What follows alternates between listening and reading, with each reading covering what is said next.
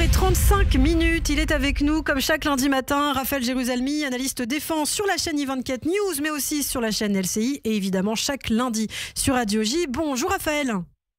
Bonjour. Merci beaucoup d'être avec nous, effectivement, comme chaque semaine, et pas mal d'actualités. On va d'abord évidemment commencer par commenter cette annonce du Hamas, la libération d'Edan Alexander, le seul otage américano-israélien encore en vie. Des négociations qui se sont tenues apparemment entre les États-Unis et le Hamas sans Israël.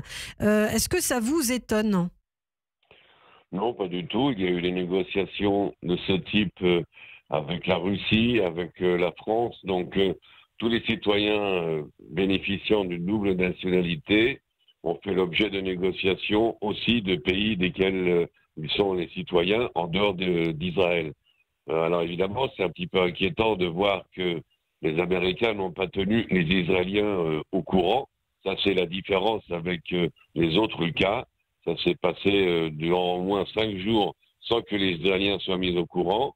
Et sans qu'on sache quelle est en fait la promesse que Trump a fait au Hamas pour obtenir la libération de cet otage. On pense qu'il a promis au Hamas qu'il interviendra auprès d'Israël pour bloquer l'immense offensive qui se prépare. L'administration à Washington semble désapprouver cette pression militaire que le gouvernement israélien veut appliquer au Hamas. C'est donc maintenant une histoire de politique entre Washington et Jérusalem. D'ailleurs, c'est intéressant parce qu'on a entendu un responsable israélien hier affirmer que c'était grâce à la pression militaire justement qu'on avait pu obtenir, en tout cas que les États-Unis avaient pu obtenir la libération d'Edan Alexander. La pression militaire vraiment, Raphaël ? Je pense qu'il y a une partie qui fait que le succès américain vient de tout ce qui a été fait auparavant sur le plan militaire, mais aussi diplomatique dans les négociations avec le Qatar et l'Égypte comme intermédiaire. Donc tout ce qui a eu lieu auparavant a probablement aidé, parce que ça fait déjà un certain temps qu'on essaye de libérer ce citoyen américain et qu'on n'y est pas arrivé. Le fait qu'on y soit arrivé maintenant, c'est quand même dû à tout ce qui a précédé, inclus une certaine pression militaire. Je ne sais pas si cette pression militaire va marcher. Je pense qu'elle ne marchera qu'à très long terme. Elle prendra des semaines avant que le Hamas plie genou, si jamais le Hamas plie genou. Et donc, comme je l'ai dit, les Américains, eux, n'y croient pas tellement, ne sont pas sur la même longueur d'onde, en tous les cas, que le gouvernement israélien à ce sujet. Mais ça dit quand même quelque chose, le fait qu'Israël soit exclu, entre guillemets, de ces négociations, notamment par rapport à l'Arabie Saoudite. On sait que Donald Trump va entamer une tournée en Arabie Saoudite. Il ne passera pas par Jérusalem, il ne viendra pas en Israël. Là aussi, finalement, l'État hébreu ne sera pas consulté sur les discussions avec l'Arabie Saoudite et peut-être même tout ce qui se passe avec l'Iran. Oui, il y a une inquiétude de ce côté-là. Est-ce un manque de confiance de Trump par rapport à Benjamin Netanyahu, comme c'était le cas avec Joe Biden? Est-ce parce que America First et donc on n'a plus tellement besoin d'Israël pour que les États-Unis fassent avancer les choses face à l'Arabie Saoudite? Il y a beaucoup de points d'interrogation. Je pense qu'on dramatise un petit peu la chose. Je pense que les Américains ne sont pas obligés de tenir Israël au courant de tout. Je pense qu'ils font quand même des efforts pour que cette normalisation inclue Israël, mais c'est effectivement inquiétant de voir que Trump a cessé le feu contre les Houthis du Yémen, qu'il y a des pourparlers avec Al-Joulani à Damas, alors qu'Al-Joulani, le dirigeant en place à Damas, est encore considéré comme terroriste par la loi américaine.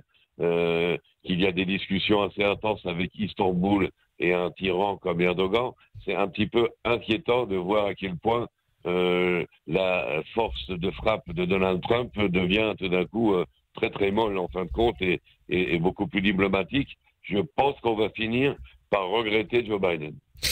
Alors, l'autre dossier aussi de l'actualité, et c'est intéressant d'entendre votre analyse, c'est la récupération de ce corps d'un soldat de Tzahal par Israël, qui avait été tué au Liban en 1982, 43 ans donc après sa mort. On a pu récupérer ce soldat, Zvi Feldman. Le Mossad et Tzahal ont précisé que c'était grâce à des renseignements précis, justement, qu'ils avaient pu faire cette opération.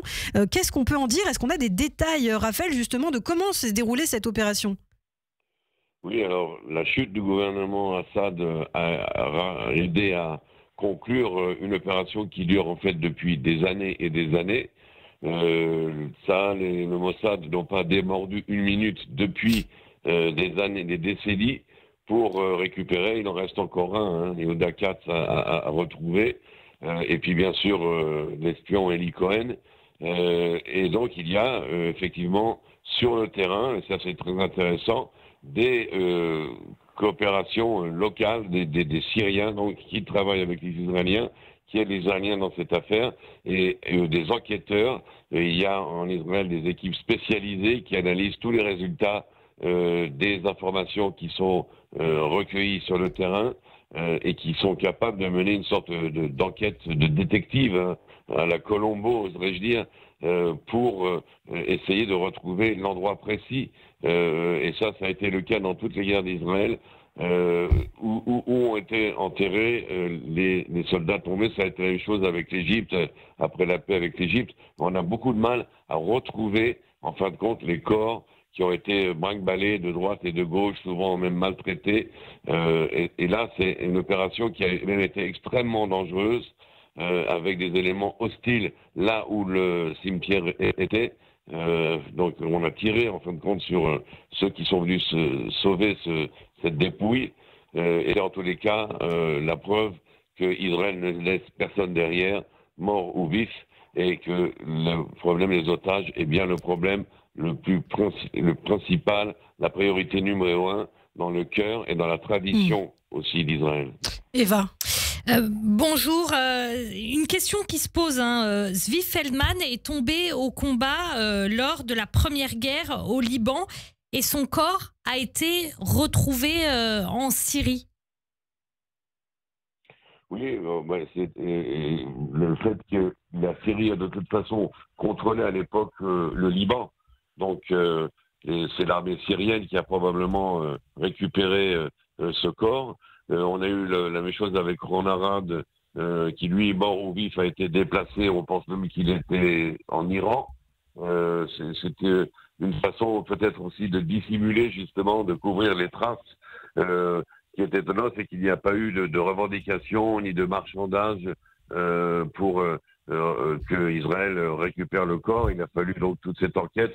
On avait songé peut-être pouvoir négocier avec quelqu'un, mais nous ne savions pas qu'il avait. Donc il y a aussi parfois des initiatives personnelles, privées de certains officiers, soit du Hezbollah, soit du régime d'Assad, qui ont peut-être pris une initiative et n'ont pas prévenu tout le monde.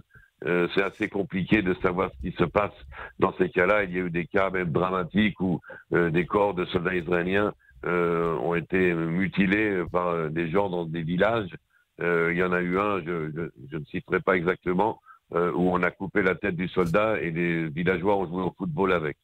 Donc vous voyez que le sort des otages, et surtout de nos otages aujourd'hui à Gaza, est aux mains souvent de barbares, de personnes qui sont incontrôlées, qui ne répondent même pas aux ordres des terroristes, qui sont eux-mêmes des barbares, donc dans une barbarie double, si je veux dire, et dans un chaos qui rend extrêmement difficile les opérations de sauvetage des corps des soldats de Tzahal et a fortiori des otages vivants. Eh bien, merci beaucoup, Raphaël Jérusalemi. Merci pour ces informations. Merci, Eva. Raphaël, on vous donne rendez-vous la semaine prochaine, évidemment, toujours avec grand plaisir, le lundi matin et en podcast sur radioj.fr et sur notre chaîne YouTube. Eva, rendez-vous tout à l'heure à 9h pour le journal. Radio J. Le 6-9, Ilana Ferradian. Merci de votre fidélité.